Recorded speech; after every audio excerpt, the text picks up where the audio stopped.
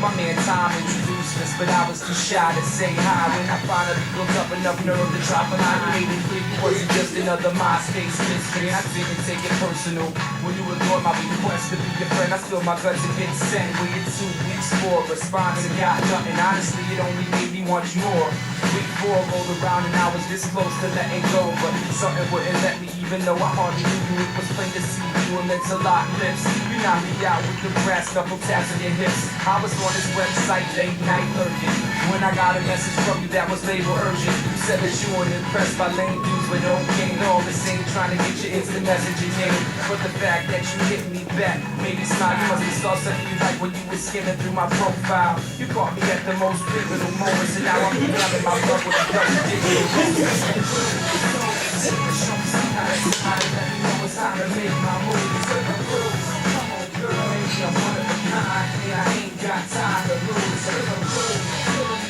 Show me how to sign it. Let me know it's time to make my move. Come on, girl, baby, I'm one of a kind. And I ain't got time to lose. Let's face it, it's a sad situation, and we have to resort to keyboards as a means of making relations. But if we don't know each other's last name, all I know is that I'm smitten with your pictures, wishing you would feel the same. I get a little jealous when other dudes leave you comments. Don't let it gas you up, it's all nonsense. Lately I've been romancing the thought of me and you speaking in tongues in this mansion I bought. But what I'm speaking about, then say something. I check my inbox 10 times and ain't nothing. You probably busy doing something sexy. I can sign out, my vision's getting blurry. This is madness. XOXO-Travis. Show me how to sign. Let me know it's time to make my move. Come on, girl, baby, I'm one of a kind, and I ain't got time to lose. Show me how to sign. Let me know it's time to make my move. Come on, girl, baby, I'm one of a kind, and I ain't got time to lose.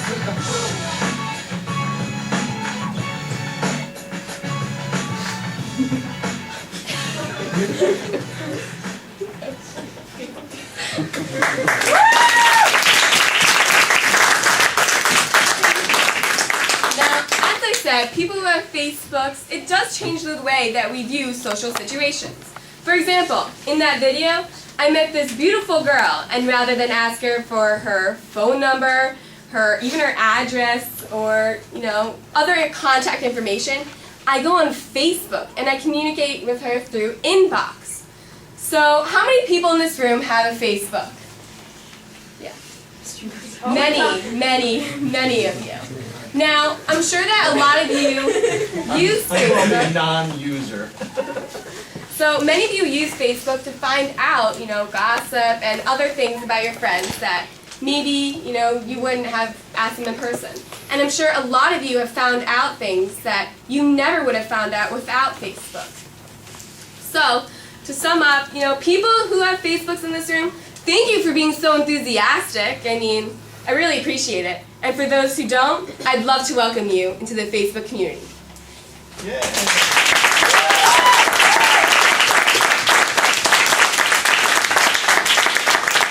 Question. Yes, Mr. Zuckerberg. Yes. How has your life changed since the creation of Facebook? Oh, wow. What a question. Well, lots of people, I've been interviewed on 60 Minutes and Oprah, and all of them love to ask me the same question, because I'm a billionaire, right? I'm sure I have a fancy house, a yacht, something along those lines. Actually, I have nothing. I live in a one-bedroom apartment in Palo Alto with a mattress on the floor. And this is how I dress every day, my North Face, Adidas sandals.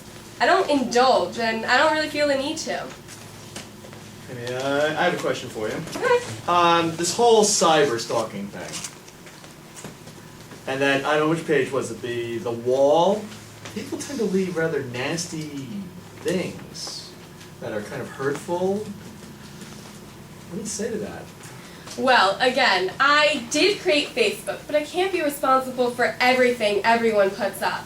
And many people of the younger generation, and I'm 25, so when I mean younger, I mean like teenagers now, grew up with the computer and internet, and so they don't really realize the consequences of putting up all this information because they've had it their whole lives. So I feel that people who are like teenagers and even college students feel that it's okay to put up nasty comments, inappropriate photos, and other things that they wouldn't want their parents to see because they don't realize who is actually looking at their profiles. Now, are you ever thinking of going back to Harvard? You know, I'm so successful, and the thing is, as I showed you earlier, I created Facebook for myself. I just wanted to connect with old friends. And, 2 weeks, all the other Ivy League colleges were also joining, and then soon enough it became huge, international. So, I don't really feel the need to go back to Harvard because I have a great life. I'm successful. I made this company that was for me and just everyone else enjoyed, and, I'm living the life. One other thing, what was that question? Something else. So what do you call you got the neuters, the creepers, the narcs, all that. What do you call somebody who just is convinced to set up one of these things but just never uses it? Well, like you? Yeah. Well, those people obviously are maybe confused with how Facebook works, or I don't have no want idea how it works, to be perfectly honest. Yeah, or just don't want to take the time. But I think that if someone who is good at Facebook, or who has a Facebook and is good at using it and working your way around the site, were to introduce to you someone who doesn't go on it very often all the possibilities, then yeah, they'd be interested. I know that my mom, Karen, she has a Facebook. After she became a billionaire, she had to have a Facebook. And she, all the time tells me how she's talking to her old high school friends, and they put up old pictures, and they all comment and leave these crazy